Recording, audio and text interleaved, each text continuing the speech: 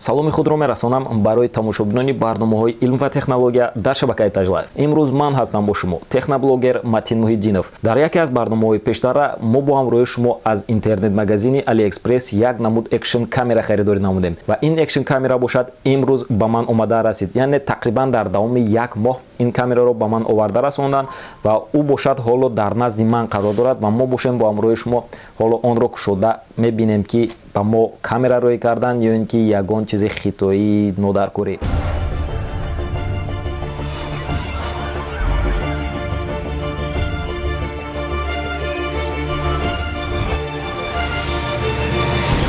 Силкаи ҳамон наворе ки чӣ гуна ман ин экшн камераро аз AliExpress харидорӣ намудам, ман дар описанияи ҳамин видео мемонам, ворид шуда тамошо кунед бинандагони азиз. Ва мо бошем имрӯз мекушоем ин қутичаро ва мебинем ки дар дохили ӯ чӣ қарор дорад ва шумо худатон шоҳид мегардед ки аз AliExpress вақте ки ягон чизро харидорӣ мекунем, ба мо чизе харидем, ҳамон чиз омада мерасад бинандагони азиз. Это точно.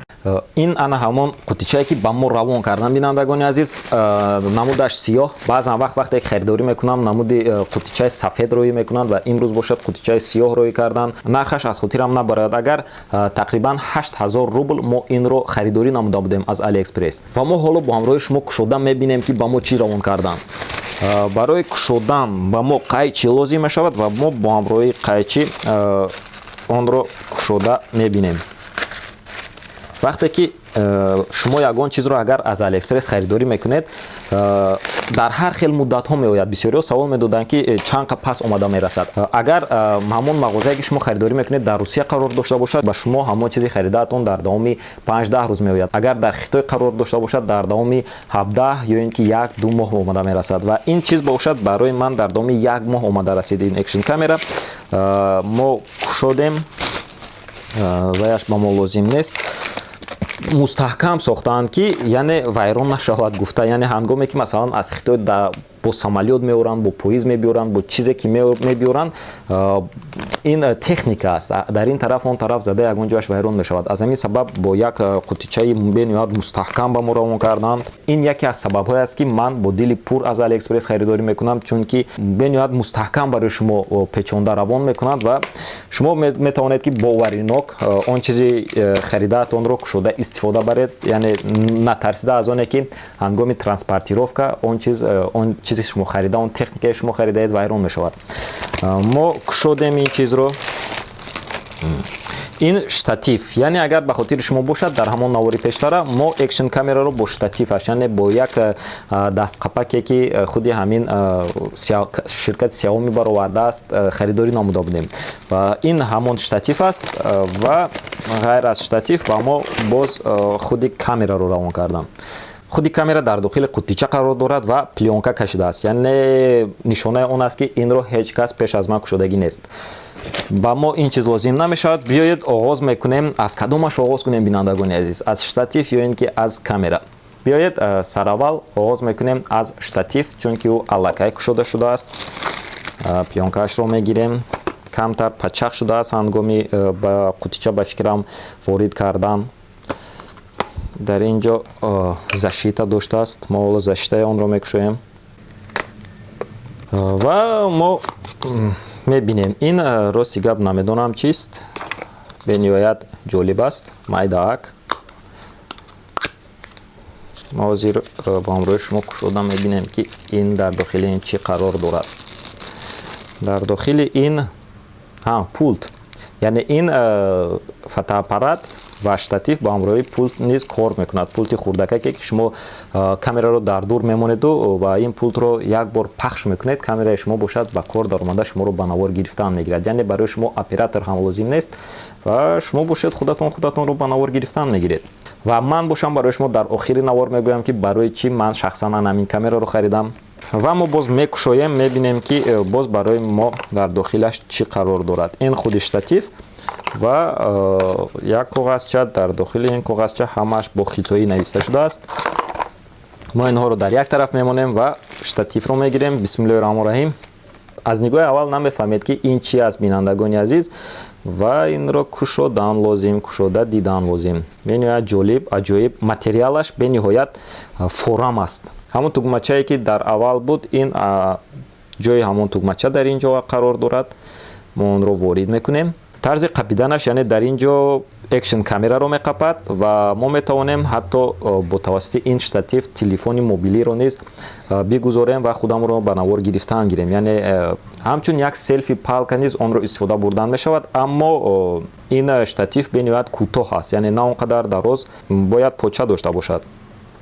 бале бинандагони азиз, ва ин штатив бошад поча дорад барои худаш, яъне мо мегузорему дар ин ҷо бошад ё ин ки телефон ё ин ки ҳамон экшн камераро гузошта худамонро ба навор мегирем. Бинандагони азиз, хитоиҳо дар асл чизҳои ғайриоддӣ месӯзанд, чизҳое месӯзанд ки ҳангоми аввал дидан ба ақли одам ҷой намегирад, аммо вақте ки онро истифода мебарӣ мефаҳмӣ ки ин чиз барои мо бениҳоят зарур аст, бениҳоят форам аст ва бениҳоят удобна аст ҳангоми истифода бурдани анамон чизҳое ки барои мо хитоиҳо мебароранд. Мо ин штативро кушода дар як ҷо мегузорем, чунки дар охир мо мебинем ки ҳамон штатив чӣ гуна кор мекунад, яъне мо камераро дар он штатив гузошта як бор истифода мебарем.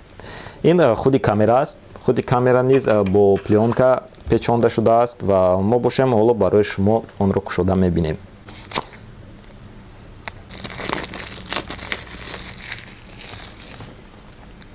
плёнкаашро кандем ва ҳоло бошад худи қутичаашро мекушоем ки дар дохилаш чӣ қарор дорад, камера аст ё ин ки ягон киндер шоколад. бале, камераро он кардан, қутича аст, аз дохилаш боз як заштаи дигар дорад ки камера ба ин тараф он тараф зада ягон ҷояш беҷо нашавад.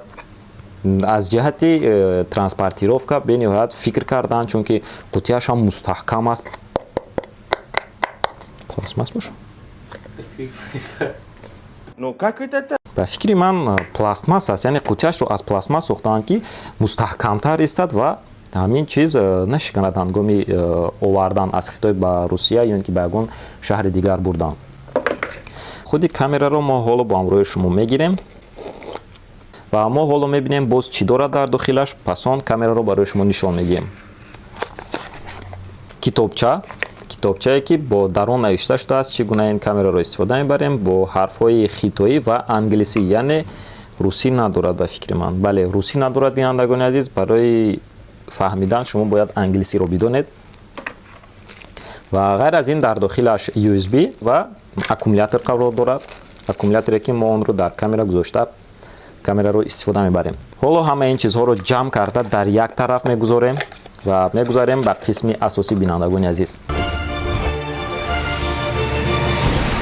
инак бинандагони азиз, дар назди мо қарор дорад ҳамаи он чизе ки мо аз AliExpress харидорӣ намудем, яъне экшн камера бо штативе ки ба он камераро гузошта истифода мебарем. мо онро мекушоем, батареяшро мегузорем ва маҳкам мекунем.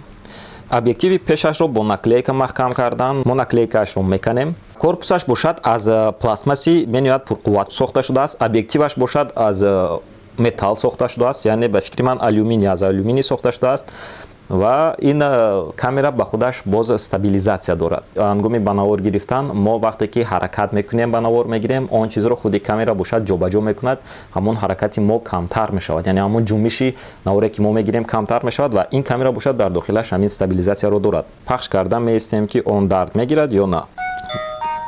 бале бинандагони азиз, камераи мо дар гирифт ва дар ин ҷо забони хитоӣ ва хайрият ки забони англисӣ ҳам доштааст. мо забони англисиро интихоб мекунем. экранаш сенсорни аст, яъне экранаш 2,4 дюйм аст, хурд ҳам бошад ки аммо сенсор аст. дар қисми асосияш бошад ба мо нишон дода меистад ки чӣ кор кардан дар кор, яъне шинос мекунад моро аввал ва нишон медиҳад ки чӣ гуна флешкартаҳоро бояд истифода барем.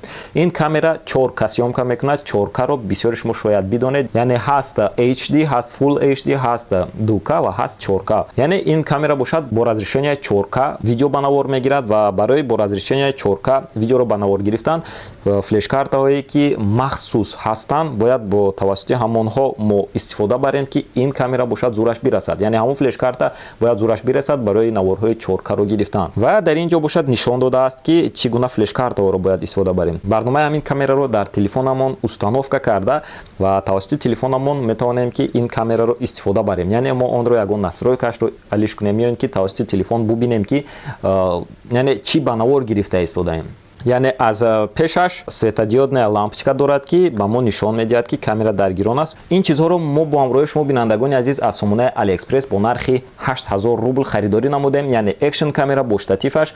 Ва дар бораи ин экшн камера кӯтоҳ барои шумо маълумот медиҳам. Дуто микрофон дорад, яъне стерео микрофон дорад. Бисёри экшн камераҳое ки арзон ҳастанд, онҳо микрофон умуман надоранд, аммо дар ин бошад дуто микрофон аст ва динамик аст барои гӯш кардан, яъне он чизе ки мо запис кардем, мо онро метавонем тавассути ҳамин камера тамошо кунем ва бубинем ки чӣ гуна мо онро запис кардем. Ғайр аз ин намуди зоҳирияш бениҳоят пурқувват аст. Бо ҳамин тамом бинандагони азиз, мо он чизе ки аз AliExpress харидем барои мо овардан ва ман бениҳоят розӣ ҳастам аз он чизе ки харидорӣ намудам. Бинандагони азиз, агар шумо хоҳед ки ман дар бораи ана ҳамин экшн камера барои шумо маълумот бидиҳам, яъне агар барои шумо ҳамин чиз аҷоиб бошад, ҷолиб бошад ва ин чиз барои шумо муҳим бошад, пас дар таги ин видео лайк монед, дар комментариҳо бинависед ман дар бораи ин камера барои шумо маълумот бидиҳам ё не, чӣ гуна ӯ кор мекунад, чӣ гуна навор мегирад ва чӣ гуна мо онро истифода бурдан метавонем. Ҳамаи ин чизро ман барои шумоён нақл карда медиҳам, агар шумо хоҳиш дошта бошед бинандагони азиз. Барои ин танҳо дар таги навори мо лайк монед, дар шабакаи Taj Life ва дар шабакаи Matin Pro обуна шавед, чунки ин камераро